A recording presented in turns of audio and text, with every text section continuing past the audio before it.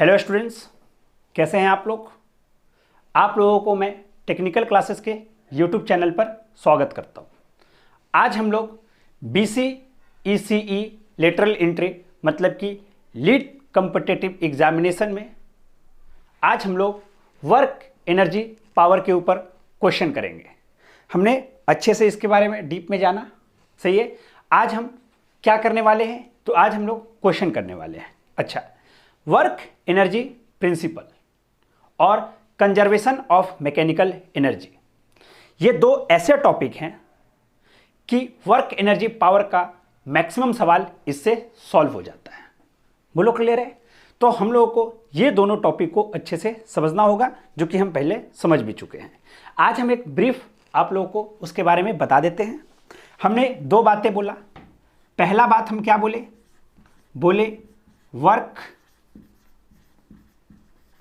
Energy theorem, पहला बात हमको समझना होगा। और दूसरा बात हमको समझना होगा कंजर्वेशन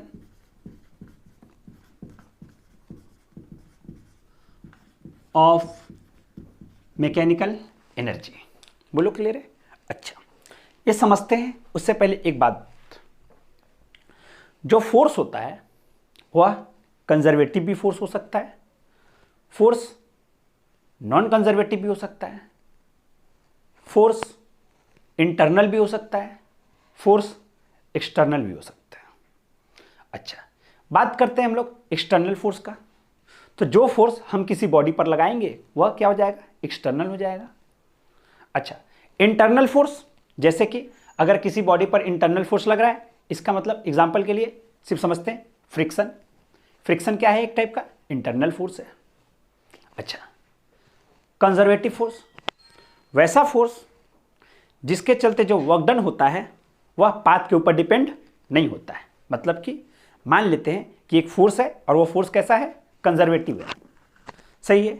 अच्छा, तो क्या हुआ कि ऐसे तुम चले, ऐसे गए और फिर यहां पहुंचे, तो कुछ वर्क किए, मतलब कि वो फोर्स कुछ वर्क किया।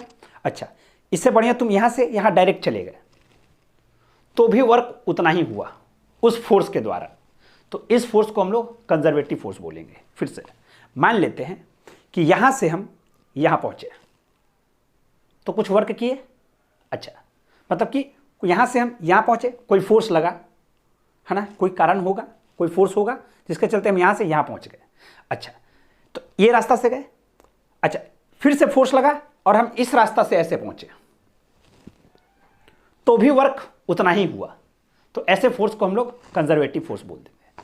मतलब कि वैसा फोर्स जिसके चलते वर्क डन पाथ के ऊपर डिपेंड नहीं करता हो।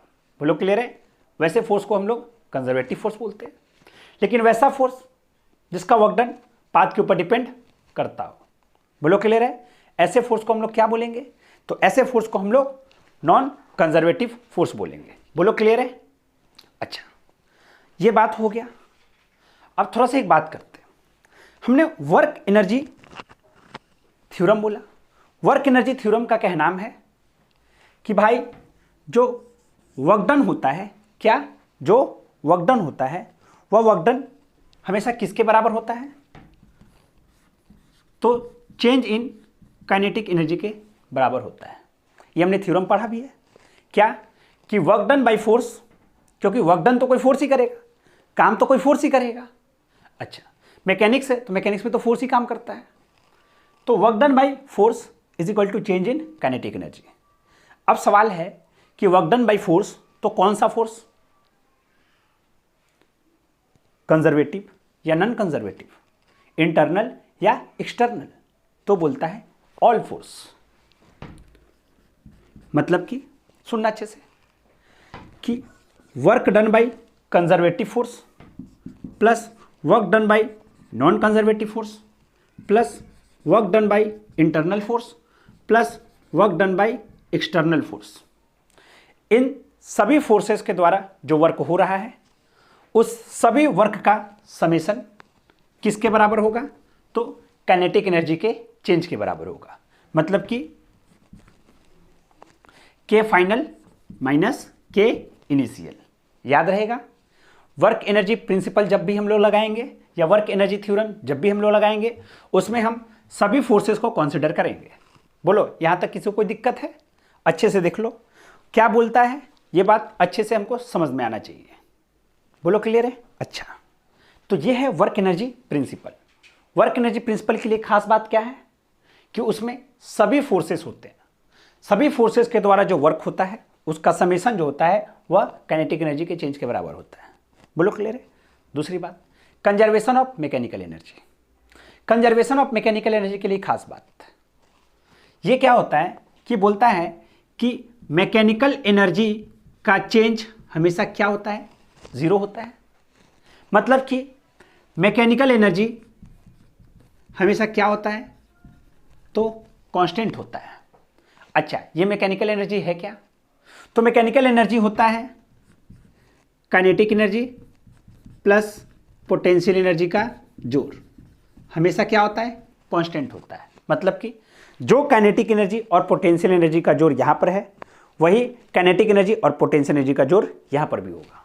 बोलो क्लियर है? इसका मतलब काइनेटिक एनर्जी को किस लिख देते हैं? K initial plus P initial is equal to K final plus P final. ये क्या है? तो ये कंजर्वेशन ऑफ मैकेनिकल एनर्जी। लेकिन इसकी एक खास बात है, ये इसका एक एक्सट्रीम केस है। अच्छा सुनना, वर्क एनर्जी थ्योरम का एक केस है, उसका नाम है कंजर्वेशन ऑफ मैकेनिकल एनर्जी। क्या है वो केस? सुनना। तो बोलता है कि जब भी वर्क सिर्फ कंजर्वेटिव फोर्स कर रहा होगा, जब भी वर्क सिर्फ कंजर्वेटिव फोर्स कर रहा होगा, बोलो क्लियर है? उस समय हम लोग कंजर्वेशन ऑफ मैकेनिकल एनर्जी लगाएंगे।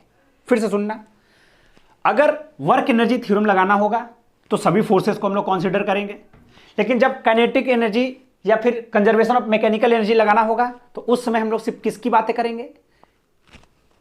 कंजर्वेटिव फोर्स की। अच्छे से, कंजर्वेटिव फोर्स के लिए ही conservation of mechanical energy apply कर सकते हैं, अन्यथा और कोई फोर्स आएगा हम लोग अप्लाई नहीं कर सकते। ये सबसे इंपॉर्टेंट बात है। बोलो क्लियर है? क्या इंपॉर्टेंट बात है कि अगर फोर्स कंजर्वेटिव है तो ही तुम conservation of mechanical energy apply कर सकते हो, अन्यथा अप्लाई नहीं कर सकते हो। लेकिन वर्क एनर्जी थ्योरम तुम कभी भी अप्लाई कर सकते हो, या फोर्स कंजर्वेटिव हो या नॉन कंजर्वेटिव हो, इंटरनल हो या एक्सटर्नल हो। बोलो क्लियर एकदम अच्छे से? चलो फिर अब हम लोग इसके ऊपर कुछ सवाल देख लेते हैं और उसके बाद आगे बढ़ते हैं। ठीक है, चलो आ जाओ। चले अच्छे से देखेंगे, है ना, इस बात को एकदम अच्छे से। क्या है ये सवाल, इसको अच्छे से समझने की कोशिश करते हैं। ठीक है, क्या बोलता है कि इन ए गिवन फिगर, दिया हुआ फिगर में A B part is a curve smooth surface. अच्छा, जो ए बी पार्ट है, जो ए से बी जो पार्ट है वह पार्ट कर्व है लेकिन स्मूथ है। अच्छा, एंड पार्ट बी सी, जो पार्ट बी सी है इज रफ हॉरिजेंटल सरफेस, और कैसा है? हॉरिजेंटल है लेकिन रफ है। बोलो क्लियर है? अच्छा, और क्या बोलता है? और बोलता है कि ए मास ऑफ पार्टिकल एम, एक पार्टिकल है जिसका मास कितना है? एम है, released from top of curve smooth surface, जिसको टॉप कहा, किसके टॉप से? तो बोला है स्मूथ कर्व सरफेस के टॉप से क्या करा गया है? रिलीज करा गया है ना, ऑफ हाइट 10 मीटर, जिसकी लंबाई कितनी है? 10 मीटर है। तो बोलता है and come at rest at point C, और वह पॉइंट सी पर क्या आके हो जा रहा है? तो रेस्ट पे हो जा रहा है। तो तुमको बताना है कि find the length of part BC, जो BC की जो लंबाई है वह हमको निकालना है। ठीक है, अच्छा, सवाल के अनुसार से ये रफ है और इसका कोएफिशिएंट ऑफ फ्रिक्शन कितना है? 0.5 है। बोलो क्लियर है? एक बार और समराइज कर लेते हैं। बोलता है कि कर्व सरफेस है, स्मूथ है। बोलो क्लियर है? A और B, और B और C क्या है? रफ है लेकिन हॉरिजेंटल है। बोलता है कि एक पार्टिकल है मास m का, वह ए पॉइंट से रिलीज किया गया है, मतलब कि हाइट 10 मीटर से रिलीज करा गया है और यहां से रिलीज करा गया और सी पर आके वो रेस्ट पर हो जाता है। बोलो क्लियर है? तो तुमको बताना है कि जो पार्ट BC है उसकी लंबाई कितनी है। अब सोचते हैं, सबसे पहली बात, क्या हमको कंजर्वेशन ऑफ मैकेनिकल एनर्जी लगाना है या वर्क एनर्जी थ्योरम लगाना है? अब दोनों में एक बात क्लियर है, कंजर्वेटिव फोर्स क्या पढ़े थे कि जिसका वर्क डन पाथ के ऊपर डिपेंड नहीं करे, जिस फोर्स का वर्क डन पाथ से इंडिपेंडेंट हो, जैसे कि अपना ग्रेविटेशनल फोर्स। ग्रेविटेशनल फोर्स कौन सा फोर्स है? तो यह कंजर्वेटिव फोर्स है। बोलो क्लियर है? अच्छा, सिर्फ अब अभी तक यही जानते हैं कि ग्रेविटेशनल फोर्स कौन सा फोर्स है, कंजर्वेटिव फोर्स है। हमने सब कुछ बता दिया है पहले भी, ठीक है? अब जाके पिछले वीडियो में देख सकते हैं। चलो आ जाओ, अब देखते हैं एक बात कि भाई मेरे अच्छे सुनना, जब पार्टिकल यहां से यहां तक आ रहा था,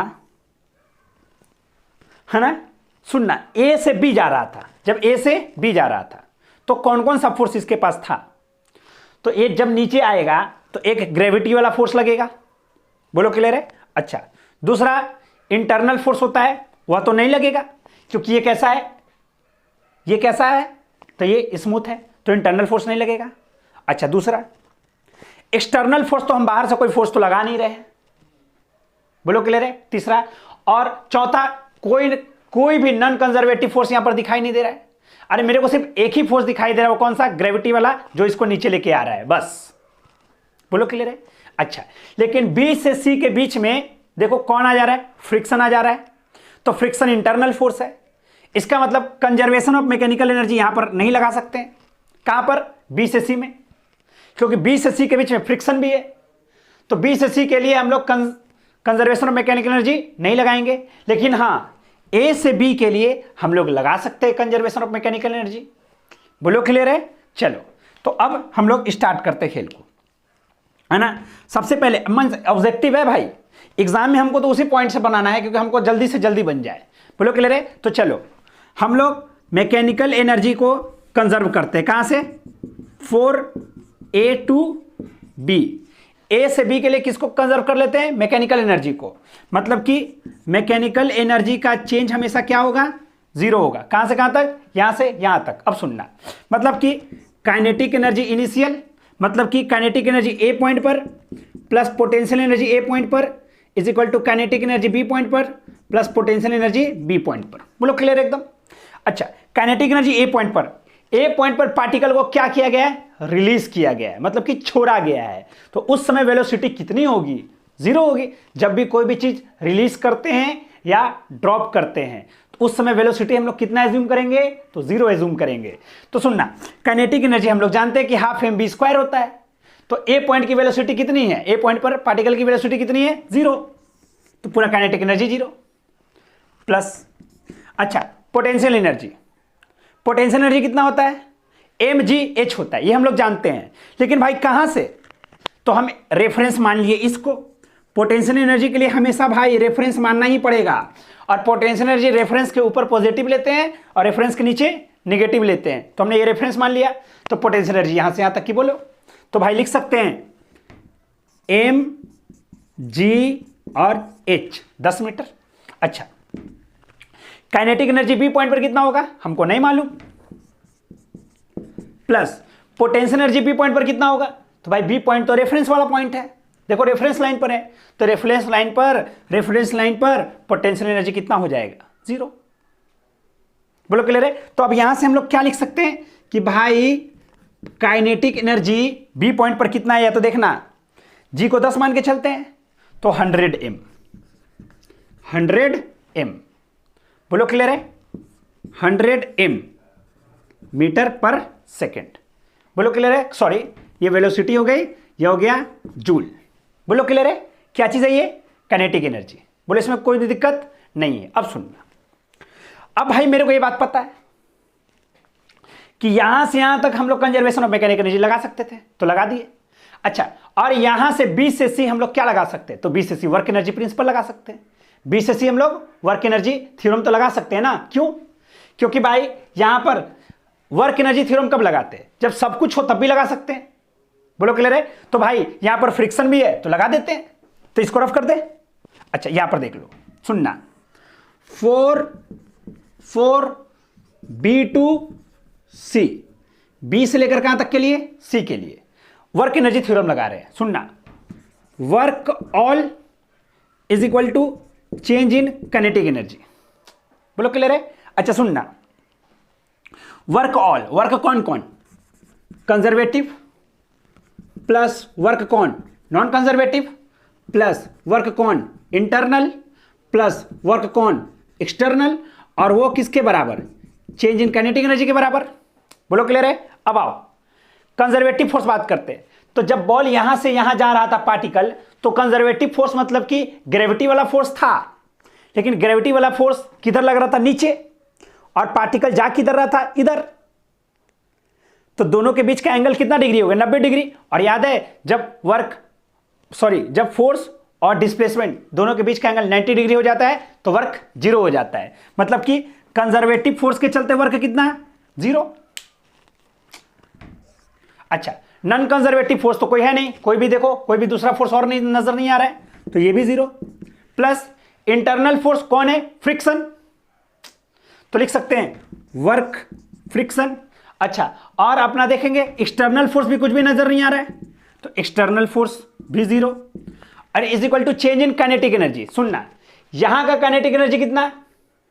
यहां का काइनेटिक एनर्जी, अरे चेंज इन काइनेटिक एनर्जी क्या लिखेंगे? Kc minus KB, Kc minus KB। बोलो क्लियर है? चलो अब यहां पर देखते हैं।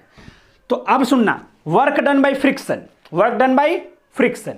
अच्छा, वर्क डन बाय फ्रिक्शन सुनना, फोर्स किधर, गाड़ी किधर जा रही है, मतलब पार्टिकल किधर जा रहा है? आगे, तो फ्रिक्शन किधर लगेगा? इधर। तो सुनना, फ्रिक्शनल फोर्स इधर, फ्रिक्शनल फोर्स इधर, और डिस्प्लेसमेंट इधर, तो क्या वर्क डन निगेटिव नहीं आएगा?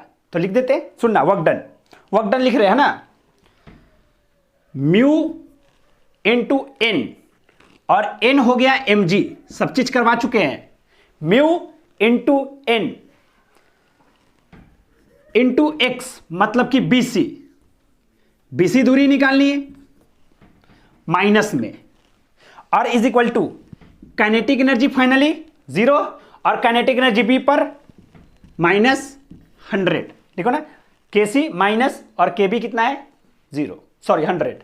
अच्छा अब सुनना, म्यू दिया हुआ है 0.5, m है, G 10 है, BC छोड़ दिए, और यहां पर हो गया -100। अब देखना, सुनना, 100 m है ना, 100 m। सुनना, m से m कैंसल आउट।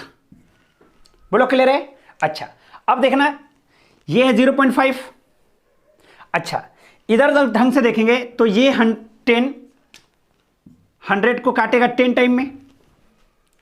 बोलो क्लियर है? तो क्या कितने जन को लग रहा है कि सुनना, ये हो जाएगा 1/2 और 2 चला जाएगा उधर, तो मतलब 20, मतलब कि BC is equal to 20। BC is equal to कितना लिख सकते हैं हम लोग? 20। बोलो क्लियर है? अच्छा, माइनस और माइनस भी क्या हो गया? वापस में कैंसल आउट हो गया, इसमें कोई दिक्कत नहीं होना चाहिए मेरे हिसाब से। बोलो क्लियर है? अच्छा, तो 20 क्या है? तो BC मीटर में। बोलो क्लियर है? सवाल सिंपल था। तो लॉजिकली क्या सीखे यहां से? लॉजिकली हमको यही सीखना है कि हम कब और कहां क्या लगा सकते हैं। एक बात कंफर्म है अच्छे से, क्या बात कंफर्म है? बात यह कंफर्म है कि यहां से यहां तक के बीच में हम कंजर्वेशन ऑफ मैकेनिकल एनर्जी भी लगा सकते हैं और वर्क एनर्जी प्रिंसिपल भी लगा सकते हैं, लेकिन यहां से यहां के बीच में हम कंजर्वेशन ऑफ मैकेनिकल एनर्जी नहीं लगा सकते। क्यों? क्योंकि कंजर्वेशन ऑफ मैकेनिकल एनर्जी सिर्फ किसके लिए? तो कंजर्वेटिव फोर्स के लिए। लेकिन B से C भी कौन है? फ्रिक्शन, मतलब कि इंटरनल फोर्स भी है। बोलो क्लियर है? तो हम लोग कंजर्वेशन नहीं लगा सकते, मैकेनिकल एनर्जी नहीं लगा सकते। लेकिन भाई हम लोग चाहें तो हम लोग सीधे सीधे वर्क एनर्जी प्रिंसिपल यहां भी लगा सकते हैं, मतलब कि थ्योरम, वर्क एनर्जी थ्योरम यहां भी लगा सकते हैं और वर्क एनर्जी थ्योरम यहां भी लगा सकते हैं। हमने इसको 2 भागों में मिलकर बनाया, जो कि एग्जाम में हमको ऐसे बनाना नहीं है। हम ऐसा सोच सकते हैं कि भाई A से लेकर C तक वर्क एनर्जी थ्योरम तो लगा ही सकते हैं, अरे भाई, जब सिर्फ कंजर्वेटिव होगा तो कंजर्वेशन ऑफ मैकेनिकल एनर्जी न लगेगा, लेकिन जब सब कुछ हो, जब फोर्स हमको कोई मतलब ही नहीं, कोनो फोर्स आ जाओ, तो हम लोग वर्क एनर्जी प्रिंसिपल लगा सकते हैं। बोलो क्लियर है? तो उस कंडीशन में हम लोग तो कर ही सकते हैं ना कि डायरेक्ट ए से सी कैलकुलेट नहीं कर सकते हैं, तो एक कैलकुलेशन डायरेक्ट ए से सी मतलब सेकंड मेथड से हम लोग सीखते हैं। बोलो क्लियर है? सेकंड मेथड से। चलो सेकंड मेथड है ना डायरेक्ट, अगर बुद्धि हो तो समझ जाना थोड़ा बहुत, समझ में क्यों नहीं आएगा उसके लिए तो पढ़ रहे हैं हम लोग। 4A to C, A to C के लिए बात करते हैं। Work done by all forces is equal to change in kinetic energy. A से सी के लिए बात हो रहा है, मतलब कि work done by all forces is equal to kinetic energy at C minus kinetic energy at A. कितने जन को ये बात समझ में आ गया कि सी पर गाड़ी को रुक जाना है? बोलो क्लियर है? अच्छा, और ए पर, सी पर गाड़ी को क्या करना है? रुक जाना है। और ए पॉइंट पर गाड़ी रुका हुआ है क्योंकि रिलीज कर रहे हैं, उस समय रुका हुआ तो नहीं है लेकिन रिलीज कर रहे हैं, और रिलीज कर रहे हैं तो उसमें वेलोसिटी 0 होती है। तो भाई मेरे वर्क ऑल तो 0 हो गया, मतलब टोटल वर्क कितना हो गया? 0 हो गया। अब देखते हैं और वर्क है कौन कौन, तो एक है ग्रेविटी वाला वर्क और प्लस एक है फ्रिक्शन वाला वर्क। अरे दो ही चीज तो है ना यहां पर, या तो ग्रेविटी इसको नीचे लेके आ रहा है और उसके बाद यहां से ग्रेविटी काम लग रहा है बेचारा, लेकिन उसका वर्क डन 0 हो जा रहा है, और यहां से फ्रिक्शन लेके जा रहा है आगे, तो work done is equal to 0, क्योंकि इतना बराबर 0 आ चुका है। अच्छा, अब सोच कि ग्रेविटी के द्वारा किया गया कार्य, तो सुनना mg इंटू 10, याद है ना? सुनना, या तो ग्रेविटी यहां से यहां लेके आ जाए ऐसे, या ग्रेविटी यहां से ऐसे लेके जाए, पाथ कुछ भी हो, पाथ कुछ भी हो, वर्क डन सेम होगा, तभी तो ये ग्रेविटी फोर्स को कंजर्वेटिव बोल रहे हैं। या तो यहां से यहां आया या तो यहां से यहां आया, बात इसके लिए सेम ही है। अरे ग्रेविटी के चलते पोटेंशियल एनर्जी कितनी होती है? mgh, तो भाई यहां से यहां आया तो भी mgh और यहां से आया तो भी mgh। अरे इसीलिए तो इसको बोलते हैं हम लोग कंजर्वेटिव फोर्स, कि रास्ता पाथ ये ले या पाथ ये ले, दोनों के लिए work done by gravity mgh ही होगा, तो work done by gravity mgh। Gravity वाला फोर्स किधर? नीचे, और डिस्प्लेसमेंट में किधर जाना है? नीचे, तो दोनों तो नीचे ही है, तो मतलब इसलिए प्लस में हो गया। फोर्स इंटू डिस्प्लेसमेंट, दोनों का डायरेक्शन सेम। अच्छा, प्लस अब ग्रेविटी वाला फोर्स बात करते हैं, वो कितना वर्क, सॉरी फ्रिक्शन वाला वर्क कितना काम करता है ये देखते हैं। फ्रिक्शन के चलते वर्क कितना होता है, अब देखो सुनना, फ्रिक्शन के द्वारा किया गया कार्य, तो frictional force mu into mg, ये हो गया फ्रिक्शनल फोर्स, और डिस्प्लेसमेंट हो गया x। अब वो चूंकि इस डायरेक्शन में लग रहा है फ्रिक्शन और डिस्प्लेसमेंट उस डायरेक्शन में हो रहा है, इसलिए नेगेटिव, क्योंकि दोनों की डायरेक्शन क्या है? विपरीत, है ना? अच्छे सबको समझा दिया गया है, ठीक है? अब जाके ऐप को खोल के देख सकते हैं, है ना? अच्छा, और ये टोटल इज इक्वल टू कितना? 0। अब तुम खुद बोलो, इसको लिख सकते हैं mg into 10 is equal to mu mg into x। अच्छा सुनना, m से m कैंसल, g से g कैंसल, म्यू मतलब सुनना 10 is equal to 0.5 into x, इसको 1/2, x is equal to 20 metre. Logically clear है? करा क्या है?